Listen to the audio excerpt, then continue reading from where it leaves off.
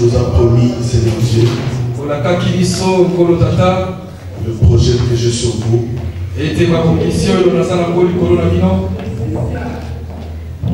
Ce sont le projet de paix et de joie.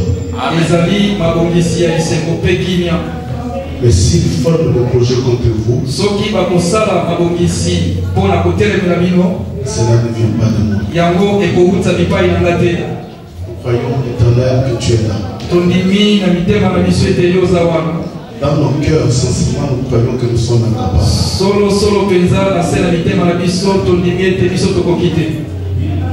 Nous sommes incapables au travers de nos vies, au travers de tout ce que nous vivons. Parce que le diable est permanent et présent sur la terre. Or que la promesse que tu avais pour ton peuple, c'était que nous soyons tous dans la joie.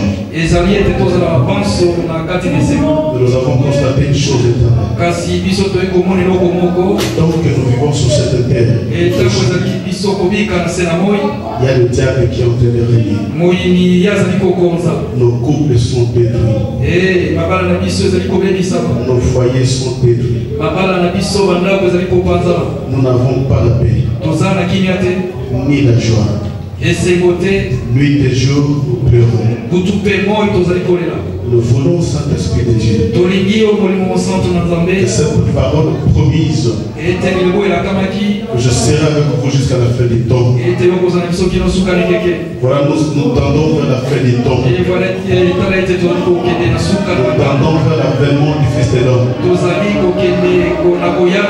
C'est pourquoi nous avons besoin de toi. Parce que nous voyons tes Écritures, ta parole s'accomplit. Tu avais dit, si cela est possible, il peut aussi séduire les ennemis.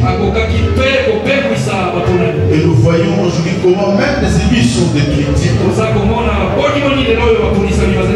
Nous demandons ta présence. Ni l'hiver, ni l'été, ni la souffrance, ni le malheur,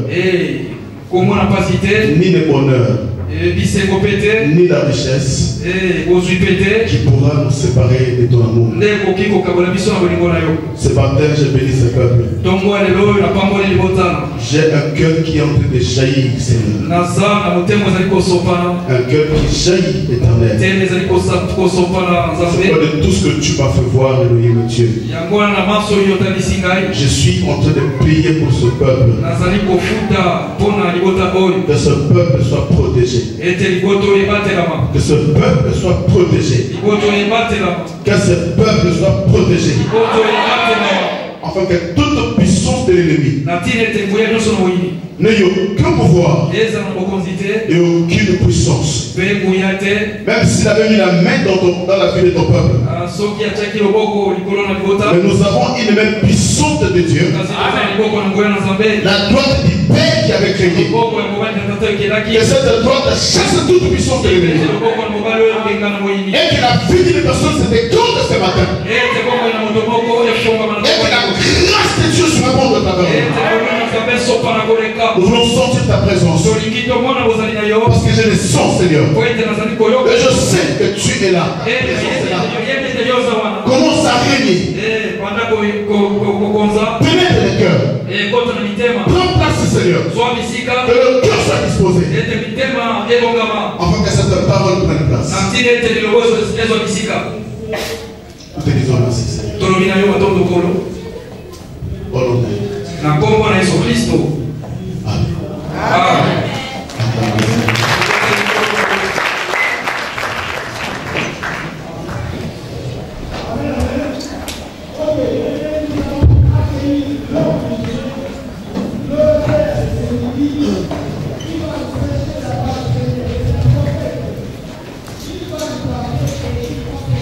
Nous avons une voiture forte, focus.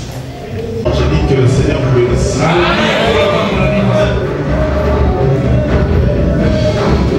J'ai bien aimé cette chose. chaque fois quand je prie, Dieu me fait voir des choses horribles. La nuit, je sentais mon cœur, c'est comme si, vous savez, je sentais comme si j'avais des problèmes. J'étais mal dans ma peau. Je me demandais ce que c'était pas la tension. J'ai pris le tensiomètre. La tension était normale. Je sentais dans mon cœur comme si j'avais un souci. Comme si j'avais un problème. Et j'ai senti même des effets physiques. Mon cœur qui commençait à battre rapidement. Et même mes genoux, mes mains qui tombaient. Vers 23h, je dois prier. Je ne me sentais pas bien. C'est comme quelqu'un qui a reçu une nouvelle qui a détruit. Dit, j'ai un seul secours, c'est Dieu. Je dois prier. On s'est mis à jeter un on a prié. Et pendant qu'on priait, ma femme a commencé à pleurer. Elle a pleuré maintenant. Et moi j'ai continué à prier. Et à la fin, j'essaie quand même de poser la question, pourquoi tu pleurais? Elle dit, j'ai senti à moi une compassion. C'est comme s'il y a quelque chose qui va nous arriver. C'est peut-être plus que moi. C'est plus fort que moi. Je dis bon, on dort, c'est pas, il n'y a pas de souci. Je suis monté sur les lits. Je ne vais pas sortir. Il a dit en paix. Ma femme dormait déjà. Je descends encore sur les lits. Je continue à prier. Je priais. Je priais. Je continuais à prier. Je sentais à moi comme si j'étais enveloppé par un esprit. Je poussais à prier. Et tout de suite, Dieu m'a fait ouvrir les yeux. Et j'ai vu des choses horribles. J'ai vu l'église de l'âme sur la montagne. Et tous les fidèles montaient sur la montagne. Et il y a une porte qui s'est ouverte sur la montagne. Tout autour, il y avait le feu. Il y avait une petite porte sur la montagne. Et Dieu m'a donné une verge. Et j'étais juste à la porte. Dieu me dit, ce verge a tellement de chaleur, ça chauffe. Mais moi je ne le sentais pas. Et toute l'église de l'âme avait fait un fil de lien. Dieu me dit, chaque personne qui vient, tu lui fais toucher la verge.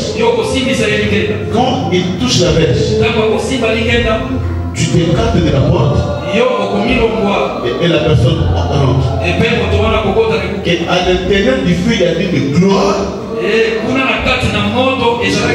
J'ai vu Moïse, j'ai vu Abraham, j'ai vu tous les prophètes.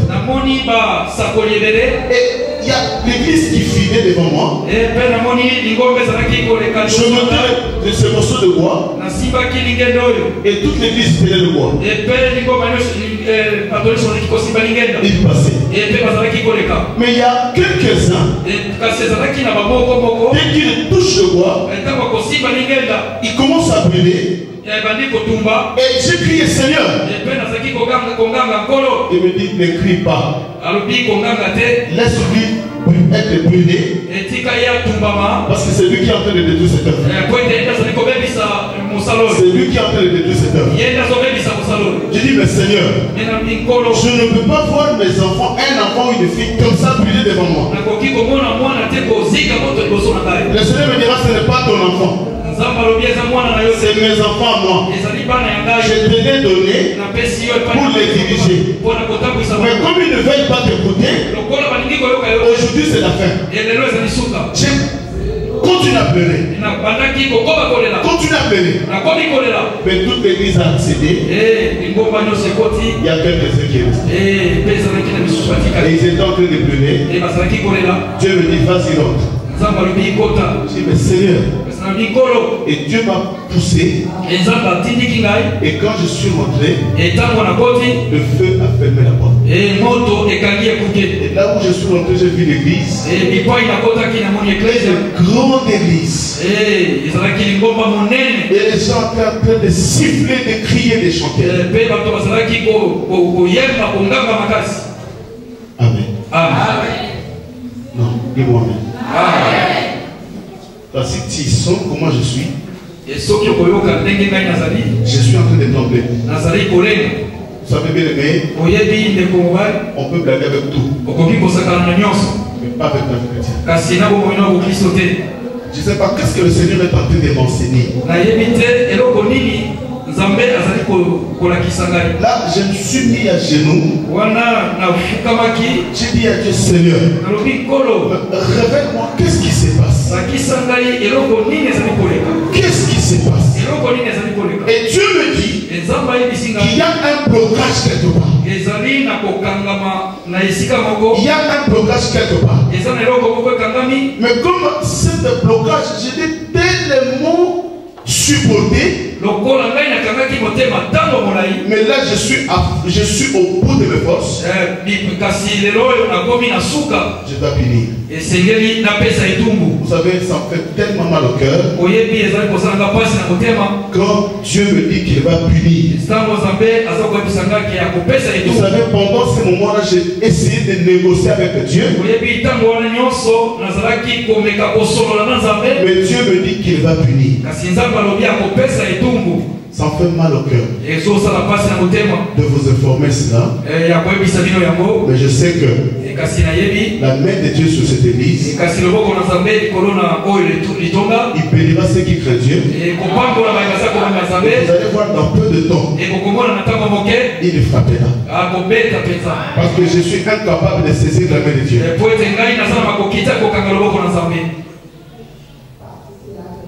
Soyez bénis. Oh, j'ai dit soyez bénis.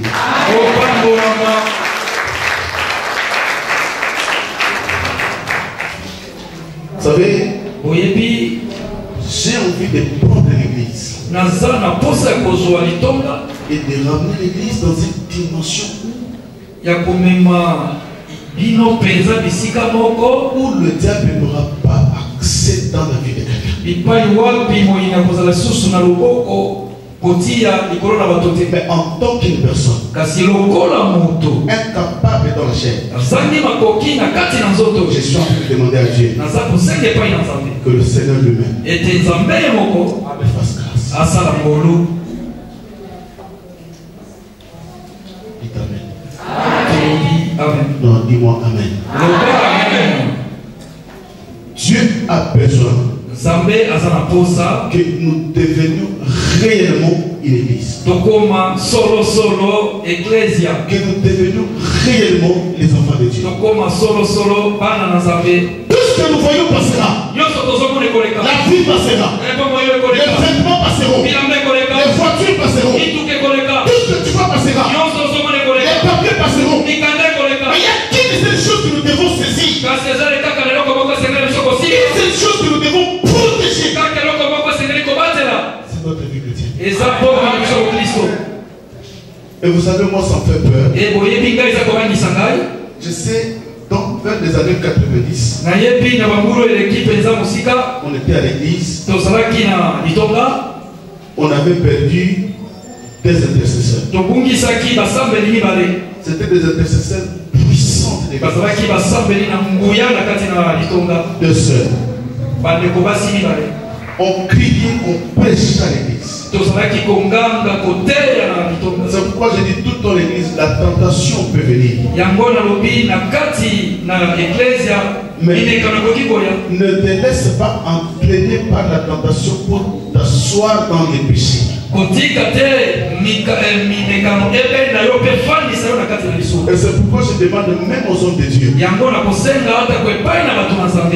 aux protocolaires, même aux chantres, même aux intercesseurs, quand ils sont dans ta vie, qu'il y a une tentation et que tu n'avais pas la force de résister, et que tu étais faible, quand tu sens que tu tombes, tu as accompli des péchés, même si tu es un chantre, ne touche pas le micro.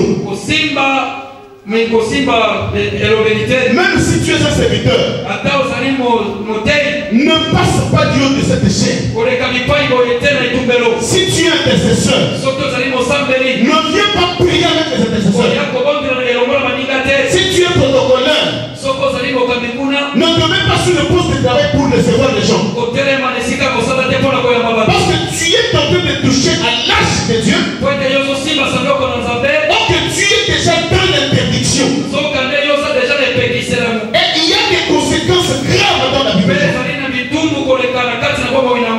Et c'est pourquoi moi j'ai peur. Quand je sens tout ce que Dieu me dit, Simeon, je vais frapper. C'est comme des rebelles. Tu sais pas, ils vont frapper de quel point. C'est comme des terroristes. Je ne sais pas, ils vont frapper où. C'est pourquoi moi ça me fait peur. Je me demande, est-ce qu'ils vont frapper les serviteurs? Est-ce qu'il va frapper les intercesseurs? Est-ce qu'il va frapper les protocolaires? Est-ce qu'il va frapper les chantres? Je ne sais pas d'où est-ce que le Seigneur va frapper. C'est pourquoi nous devons craindre Dieu. Dis-moi Amen. Donc, est-ce qu'il y a quelqu'un qui me comprend? Tu peux courir et donner la richesse. Tu peux courir et donner les pires de ces mots. Mais ce n'est pas ça l'essentiel. L'essentiel, c'est qu'après cette vie, nous avons une autre vie. Et cette vie, ça se prépare. Ça se prépare dès aujourd'hui. Est-ce qu'il y a quelqu'un qui peut prendre une décision sincère dans sa vie? Amen. Amen. Vous savez, Dieu est tellement puissant, mais il est faible sur une chose. La faiblesse de Dieu, c'est la confession. C'est l'humilité. Adam a péché. Ève aussi a péché. Mais qu'est-ce que le Seigneur attendait d'eux? Une simple confession. Dieu dira, Adam, qu'est-ce que tu as fait? Adam ne va pas confesser. Adam dira, Seigneur, ce n'est pas moi. Il a voulu jeter la balle à quelqu'un. Que ce n'est pas moi, c'est la femme que tu as à côté de moi. Non, Dieu, dans la pensée de Dieu, Dieu dira, ce n'est pas la femme. Parce que même si la femme t'a ramené le fruit, tu pouvais aussi dire non. Adam n'a pas confessé. Dieu va se déplacer vers Ève. Ève, qu'est-ce que tu as fait? Ève aussi va se défendre. Seigneur, ce n'est pas moi, mais c'est le serpent. Donc Dieu voulait tout simplement que Adam lui dise, Seigneur, pardonne-moi, j'ai péché. C'est ce que Dieu attendait de Ève. Pardonne-moi, j'ai péché. Ils n'ont pas confessé. Maintenant, le Seigneur va se détourner vers le serpent. Le Seigneur a monté le serpent. Mais quand il va est tourné vers les gens qui n'ont pas confessé, il dira, écoutez, j'attendais de vous la confession. Mais quand vous n'avez pas voulu confesser, la porte de l'Éden est ouverte. Sauvez, je ne vais plus vous voir. Je ne vais plus vous voir dans ma parcelle. Et c'est là où la malédiction a commencé. Et là, Adam et Ève vont commencer à chercher Dieu pour confesser. C'est déjà tard. Parce qu'ils sont à l'extérieur de la présence de Dieu. Parce que la Bible dit, tous sont péchés, sont privés de la gloire de Dieu. Si tu es dans les péchés, que tu ne le veuilles pas, tu es en dehors de la présence de Dieu. C'est pourquoi je veux dire à une personne de faire attention. Parce que vous savez, quand Dieu commence à parler,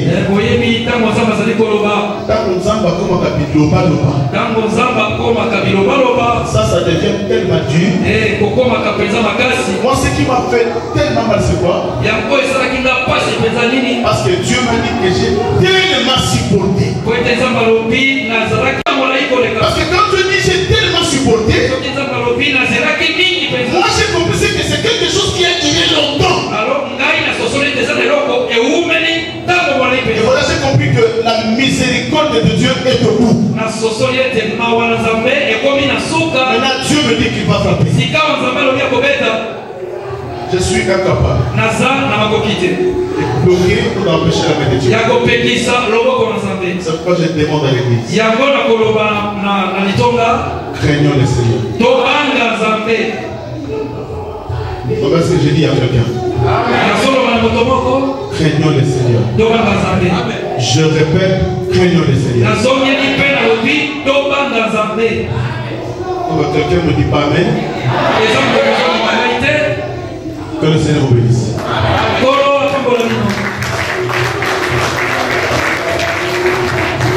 Nous allons nous lever.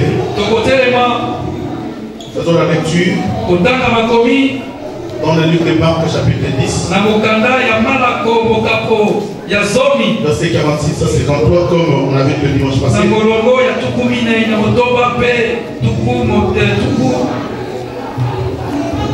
53.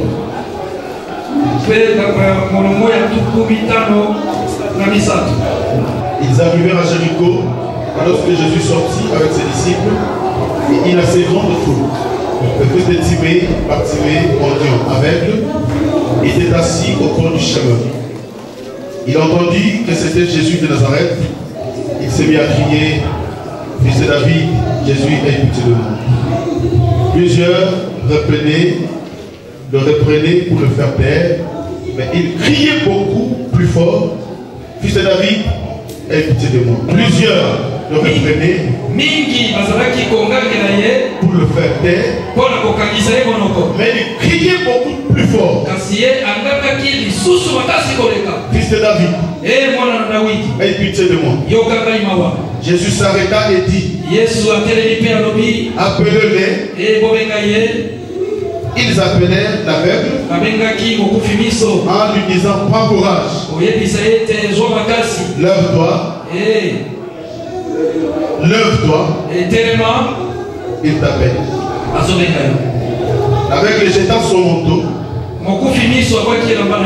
et s'éleva d'un bond vers Jésus. Jésus prenant la parole lui dit, que veux-tu que je fasse? Rabboni, lui répondit l'aveugle, que je recouvre la vue. Et Jésus lui dit, va, ta foi t'a sauvé. Aussitôt il recouvra la vue et suivit Jésus dans les chemins. En parole du Seigneur. Oh, alléluia.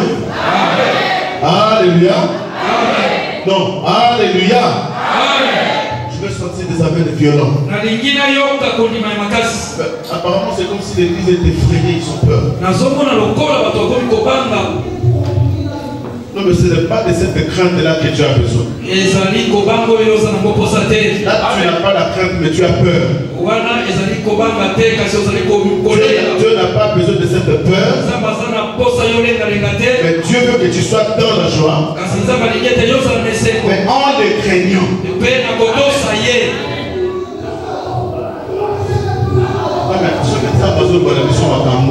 Et si Dieu nous parle de ces choses, c'est que viennent sous mon église et l'église. Cela veut dire que la vie du péché est insupportable. Acceptons la bénédiction et acceptons aussi la réprimande de Dieu. Parce qu'un papa qui aime ses enfants, si Dieu nous aime réellement, comme dit la parole, Dieu ne nous laissera jamais continuer dans le mal.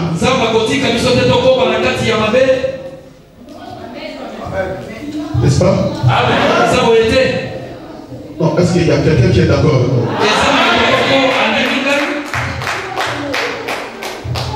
Parce que la vie chrétienne, ce n'est pas ce que nous pensons. Ce n'est pas ce que nous voyons. Parce qu'on peut voir quelqu'un scellé. Dans l'église, mais c'est un sorcier.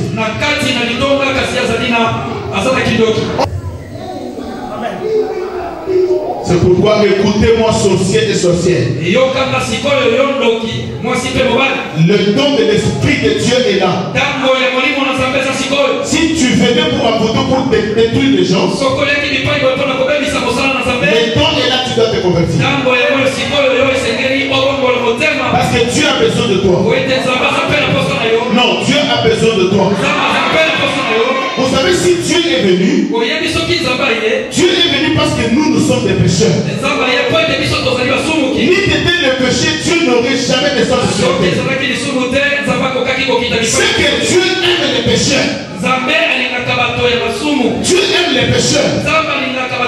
Non pour continuer à vivre dans les péchés. Mais Dieu nous aime pour nous délivrer. Voilà l'amour de Dieu.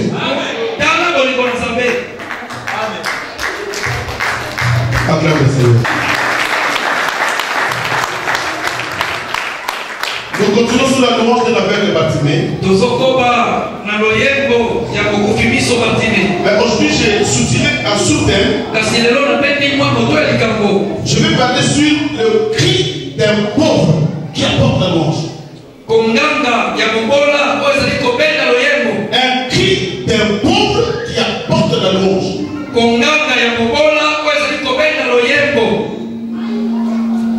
Alléluia. Amen. Alléluia. Amen. La Bible nous parle d'un certain Bartimée. Nous avions parlé de ça le dimanche passé. Et quand Bartimée a entendu parler de Jésus, que le Seigneur qu'il avait entendu parler, il est en train de passer. La Bible dit, Bartimée a dit c'est fini. Aujourd'hui c'est fini. C'est aveuglement qui m'a bloqué dans la vie, qui m'a enfermé dans les ténèbres. Je ne pouvais pas discerner les temps. Je ne pouvais pas discerner les couleurs. Je ne pouvais pas distinguer des choses sur la terre. J'ai tant souffert. Mais aujourd'hui, je dois me libérer. Je dois me libérer. Est-ce qu'il y a quelqu'un qui peut se décider? Il dit, j'ai tant été dans le blocage. J'ai tant vécu dans le péché. Mais aujourd'hui, je dois me libérer. Mais pour se libérer, nous avons vu qu'il était rejeté. Quelqu'un qui n'avait pas de valeur, qui n'avait pas un soutien, qui n'avait pas quelqu'un qui pourra le soutenir, qui n'avait quelqu'un pour l'aider. Il pouvait compter sur personne, ni de sa famille, ni de ses amis. Il dit je suis seul. Quelle est la solution que je peux pour atteindre cet homme qui a la Bible dit qu'il avait qu'un seul ami fidèle. Le monde peut t'abandonner. La famille peut t'abandonner. Tu peux être rejeté. Mais il y a une chose qui ne peut jamais t'abandonner. C'est ta voix. C'est pourquoi, bien aimé, nous devons bien garder nos voix. Parce qu'il avait qu'un seul serviteur qui pouvait aller vers le Seigneur, qui pouvait lui ramener vers le Seigneur. Et ce serviteur qui pouvait lui servir, ce n'est que sa voix. Or, la voix d'un homme n'a rien d'autre que sa prière. Oh, alléluia. Il n'y a que la prière qui peut prendre la personne et lui ramener vers le Seigneur. Parce que dans la chair, nous sommes incapables. Dans la chair, nous sommes incapables. Parce qu'on ne peut pas voir Dieu. Il est esprit. Mais nous sommes charnels. Or la chair ne peut jamais accéder dans la présence de Dieu. La chair ne peut. D'ailleurs, il y a un verset qui dit, nous allons lire. Romains chapitre 8. Le verset 5. Je crois juste au verset 8. Au verset 9. La Bible dit ceci. Ne lis pas, suis-moi. Suis-moi. Ceux, en effet, qui vivent selon la chair s'affectionnent aux choses de la chair. Tandis que ceux qui vivent selon l'esprit s'affectionnent aux choses de l'esprit. Et l'affection de la chair, c'est la mort. Tandis que l'affection de l'esprit, c'est la vie et la paix. Car l'affection de la chair est inimitié contre Dieu. Parce qu'elle ne se soumet pas à la loi de Dieu. Écoutez la Bible que la chair ne se soumet pas à la loi de Dieu. Et qu'elle ne le peut même pas. C'est que cette chair ne se soumet jamais à la parole. Et la Bible confirme que même jusqu'à l'éternité, elle ne peut même pas. Cette chair ne peut jamais se soumettre à la parole de Dieu. C'est pourquoi d'ailleurs, le Seigneur dira que les jours de l'enlèvement, nous serons transformés. Le corps changera. Nous ne serons jamais enlevés avec ce corps. Parce que c'est un corps de péché qui ne se soumettra jamais à Dieu. C'est que si Dieu nous prend avec ce corps et qu'il nous fait accéder dans le royaume, le péché va continuer. Parce que cette chair ne se soumettra jamais à la parole. C'est pourquoi dès que nous devenons dans le Seigneur, nous devons nous séparer avec cette chair. Mais ce n'est pas le plaisir de mettre des couteaux partout, non. Mais c'est d'être baptisé de l'esprit. Mais là, il y a l'esprit qui prend le dessus des contrôles de la personne. Or, quand l'esprit commence à diriger la personne, maintenant tu ne marches pas selon la chair, mais tu marches selon l'esprit. Or, le désir de la chair, c'est la guitare, c'est le mensonge, c'est le vol. Ce sont des désirs qui la chair a des désirs contre la chair de l'esprit. Or, le désir de l'esprit, c'est obéir à la parole. Et voilà ce que Dieu veut pour nous. J'ai dit, vous savez, avec tout ce que le Seigneur est en train de me faire voir, je demande à l'église de me supporter. C'est pour ton intérêt. Non, je dis c'est pour ton intérêt. Et mon intérêt aussi. Ne crois pas que quand je suis en train de crier,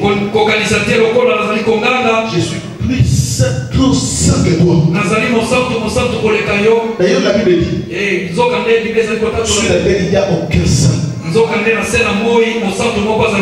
sauf que par l'Esprit de Dieu, l'Esprit qui nous protège tout simplement, de ne pas être manipulé par les démons. Et tu restes tout le temps. Parce que le désir du diable, c'est que tu restes tout le temps dans les péchés. Et tu viens aussi à l'église, tu écoutes la parole, mais tu restes dans les péchés. Tu écoutes la parole, mais tu restes dans les péchés. Oui, dis amen. Parce qu'il sait que nous sommes au temps de la fin. Et il veut te pousser jusqu'à la fin. Parce que le diable peut aussi avoir ses adeptes. Il ne veut pas aller dans la Bible tout seul. C'est pourquoi j'ai utilisé mon message, les cris d'un pauvre. Les cris d'un pauvre qui amène la louange. C'est que Bartimée en soi était un pauvre. Je me dis qu'à cause de leurs iniquités,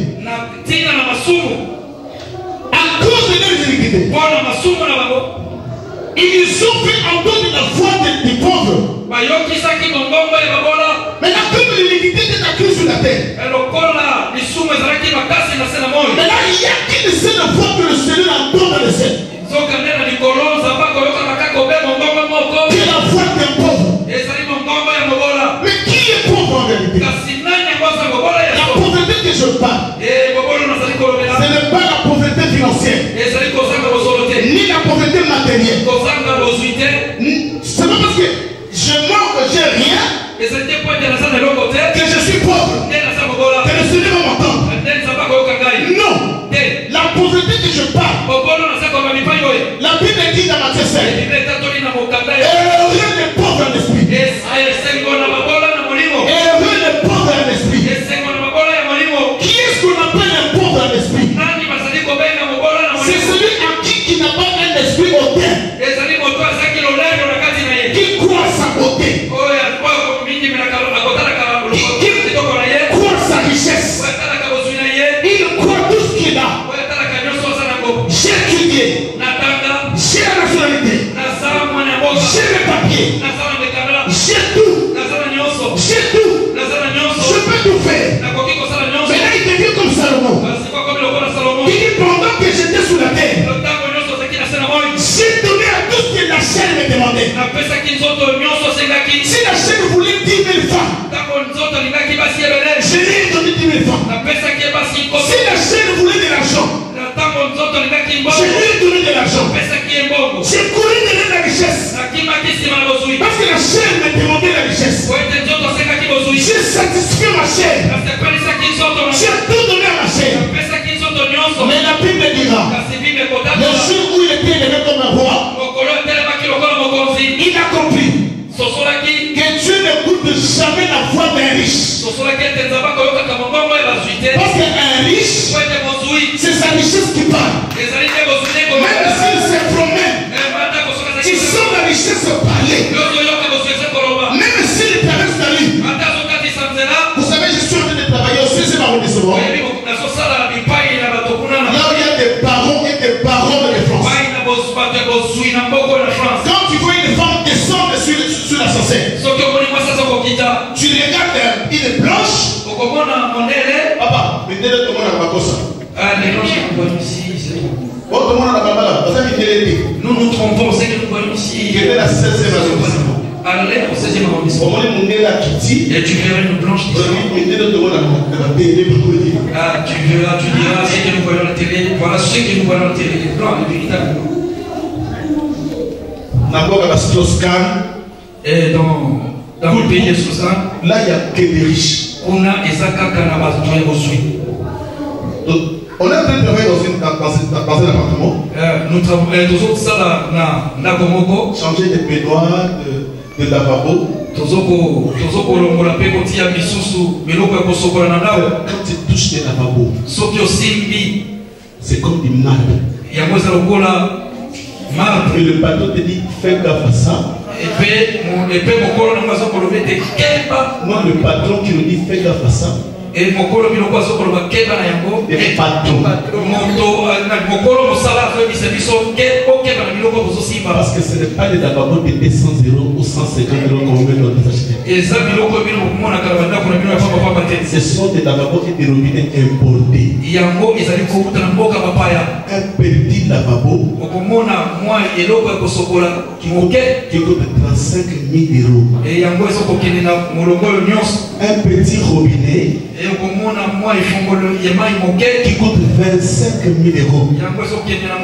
Je suis Seigneur, vanité de vanité. Mais lavabo, je viens brosser, ça sert à quoi? Ça sert à quoi ça? Je viens brosser et c'est fini. Mais je demande même. Elle est seule la femme? Oui. J'ai posé la question. Elle est tout seule? Mais son mari, il est déjà décédé du cancer. C'était aussi un baron. J'ai dit, ah ouais. Nous avons une sénatrice tous. Une sénatrice.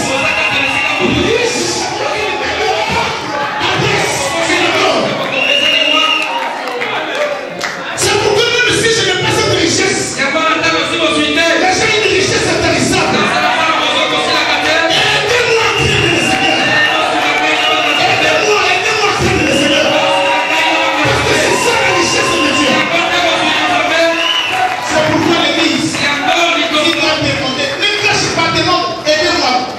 Il faut demander aidez-moi à craindre Dieu. Aidez-moi à craindre Dieu. Si vous allez raconter ça ailleurs, c'est un problème. Mais toi demande aidez-moi à craindre Dieu. Parce que la véritable richesse, ce n'est pas des robinets de 25 000 €. Même si tu utilises ça de 25 000 €, moi je vais au roi Merlin. J'achète un robinet à 40 €. Je pose dans mon doigt. Mais le dernier jour, si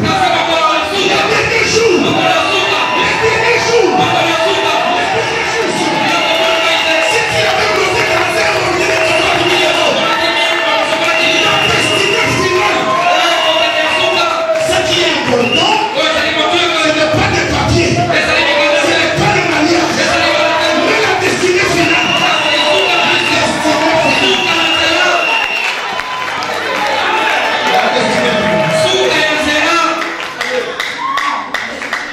Amen. Oh, le grand amen.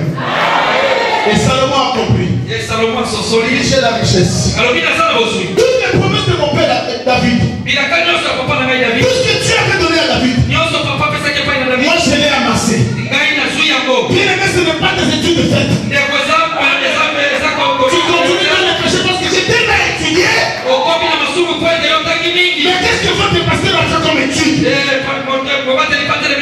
Parce que moi je ne veux pas venir là-bas et je sens la place de lait, il a la place de lait. Moi je m'en fous des articles, frère, mais ça c'est le dernier jour.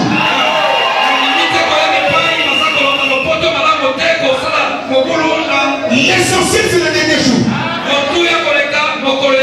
Et Salomon a compris. Il dit maintenant Seigneur, tu m'as élevé devant le peuple. Tu m'as élevé comme roi devant le peuple. Ce n'est pas ma richesse qui criera. Même si ma richesse crie, il y a des gens qui vont me résister. Même si mon intelligence parle, il y a des gens qui vont résister. Même si ma sagesse est comme étant roi parle.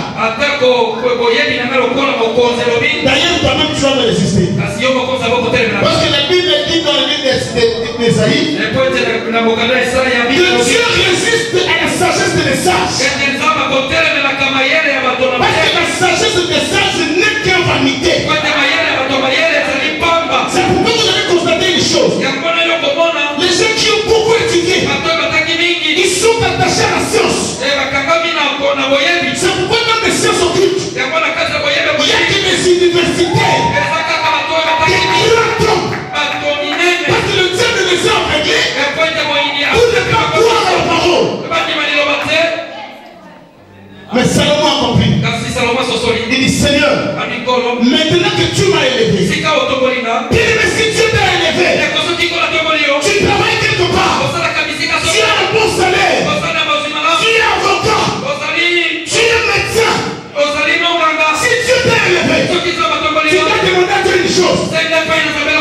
richesse, Seigneur, de cette renommée, j'ai besoin de toi.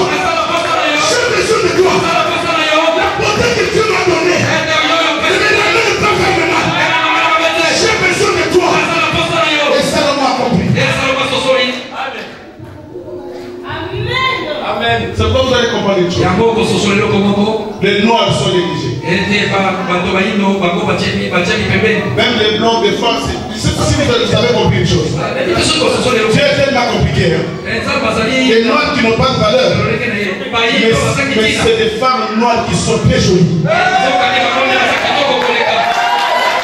Mais les blancs qui ont de la valeur. Les femmes. Les femmes, si c'est un cadeau.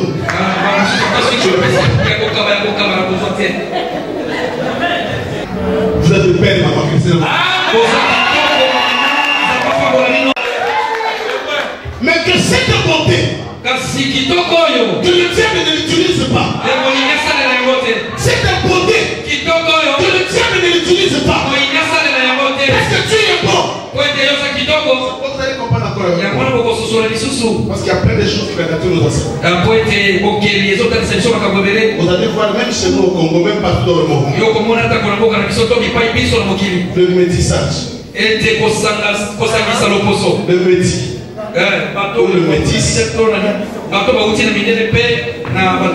Dans leur vie, ils sont pas sérieux. Ils sont pas sérieux. Toi qui es dans la salle, si tu n'es pas encore marié, il faut beaucoup prier. Si dans ton chemin il y a une métisse, en eux, le métis et le métis en eux, il y a une sémence démonique.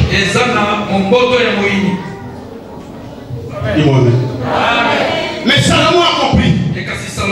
Il dit Seigneur, ce n'est pas ma richesse qui criera. Même si dans ce monde, c'est des riches qui ont l'autorité sur tout le monde. Mais pourquoi il y a des manifestations? C'est des quand les pauvres disent qu'on en a marre. Même si vous êtes des riches et puissants, nous allons marcher. Parce qu'on en a marre. C'est pour dire que la richesse ne dirige pas. Et Salomon a compris que la richesse ne peut pas diriger. Je suis riche. Mais Salomon a demandé une chose. Salomon a demandé une chose à Dieu. Parce que c'est cette chose-là qui est capable de crier pour que le peuple lui obéisse. La chose que Salomon a demandé, c'est cette chose qui est capable de crier pour que le peuple obéisse. Tu peux être intelligent. Tu peux avoir l'autorité. Tu peux avoir le pouvoir. Mais si la chose que Salomon a demandé, si tu ne l'as pas dans ce monde, tu seras inutile. Qu'est-ce que Salomon a demandé? Proverbe 1er, chapitre 20 à 22. La sagesse crie dans les rues. Elle élève sa voix dans les places. Elle crie à l'entrée des lieux brillants. Au bord, dans la ville, elle fait entendre ses paroles. Amen. Amen. La sagesse crie. Elle fait entendre sa voix. Et Salomon a compris. Et si c'est la sagesse qui crie, et la sagesse fait entendre sa voix, c'est que le monde où les peuples d'Israël vont l'écouter. Raison pour laquelle, quand il était élevé comme roi, il avait la richesse, il avait tout. Mais Salomon va demander à Dieu quelque chose. La chose qui est capable de crier pour que les gens obéissent. Et cette chose se croit n'est rien d'autre que la sagesse. Mais dans la vie d'un homme, tu peux voir un bel homme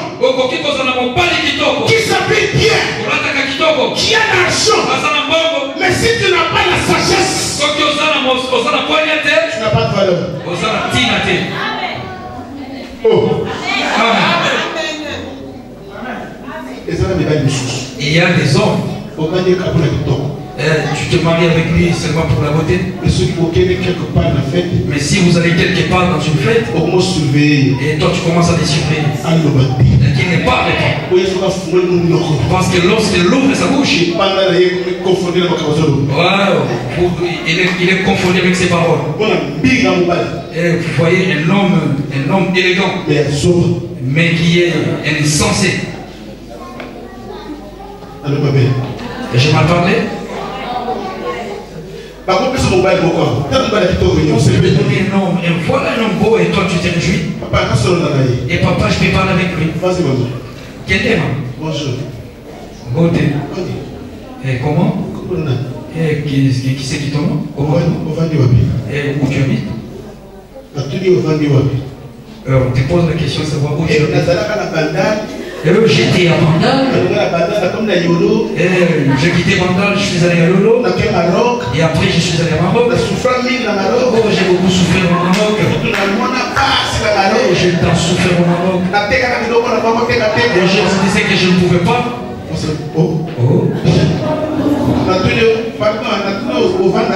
Excuse-moi, je t'ai posé la question de savoir où tu habites. Quand je suis venu à Paris, je me suis rencontré avec un ami. Papa, il était. C'est pas lui. Non, papa, il était pas. Pasteur, c'est pas lui. Ah, je pense que ça, ce sont des problèmes. Qu'est-ce qui manque dans cet homme? C'est la sagesse. Oh, dis-moi Amen. C'est quoi ce qui sait la zone qu'on va dans le baptême? On peut se fortifier. C'est pourquoi quand tu entends une sœur dire que j'ai besoin d'un homme qui sait parler, ne lui donne pas d'effort. Parce qu'il pas dommage. Il pense qu'elle n'est pas bonne. Et ça fait partie après. Ça fait partie de l'amour. Et toi à la maison tu ne parles pas, tu es un militaire. Moi je ne parle pas beaucoup. C'est qui pour ça parler?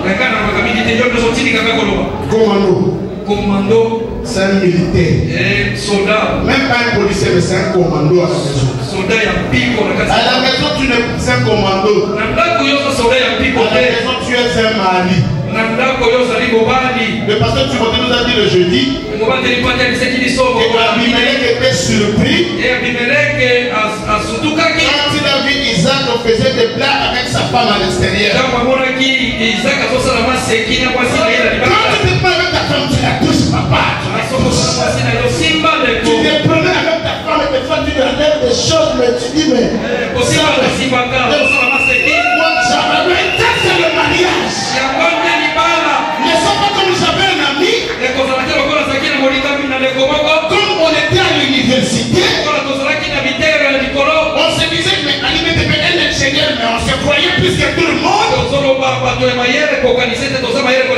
Et il avait sa fiancée. Quand sa fiancée venait, et qu'on se promenait, souvent on allait plus à l'ISC se promener. Si sa femme ne tend la main, et aussi les gens me respectent. Moi déjà me respecte. Ne touche pas. Oh, les gens me respectent. Tu aimes le respect de l'extérieur, mais ton amour est bousillé.